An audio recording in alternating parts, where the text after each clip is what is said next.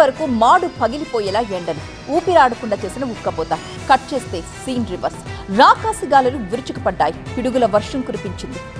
ఆ గాలివాన బీభత్సానికి రేకుల షెడ్ల కప్పులన్నీ ఎగిరిపోయాయి. ఈ ప్రకృతి సృష్టించిన ప్రళయానికి 6 గాలం శ్రమించిన అన్నదాతల రెక్కల కష్టం నీటిపాలైపోయింది. తడిసి ముద్దైపోతున్న ధాన్యాన్ని చూసి రైతన్న గుండె తరుక్కుపోతోంది.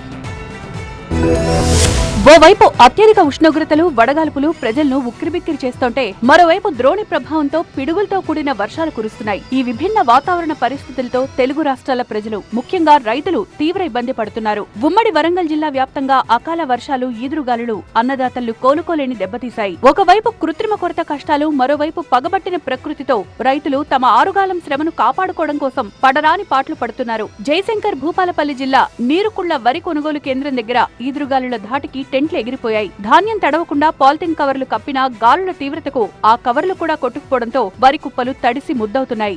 ఉమ్మడి ఆదిలాబాద్ జిల్లాలో ఈదురుగాలులతో కూడిన వాన బీభత్సం సృష్టించింది. జన్నారం బస్టాండ్ ఆవరణలో ఉన్న రేకుల షెడ్ల పైకప్పులు ఈదురుగాలుల ధాటికి ఎగిరిపోయాయి. పలుచోట్ల భారీ వృక్షాలు రోడ్లపై పడిపోవడంతో రాకపోకలకు తీవ్ర అంతరాయం ఏర్పడింది. అధికారులు రంగంలో దిగి చెట్లను తొలగించారు. మంచిర్యాల జిల్లా మందమర్రి, బెల్లంపల్లి మండలాల్లో కురిసిన అకాల వర్షం రైతుల్ని నిలువునా ముంచింది. ఐకేపీ కేంద్రాల్లో రైతులు నిల్వ ఉంచిన వడ్లు తడిసి ముద్దయ్యాయి. అధికారుల నిర్లక్ష్యంతోనే తమకు నష్టం వాటిల్లిందని రైతులు ఆవేదన వ్యక్తం చేస్తున్నారు. కన్నాల గ్రామం ఎస్సీ కాలనీలో ఓ తాడి చెట్టుపై పిడుగు పడింది.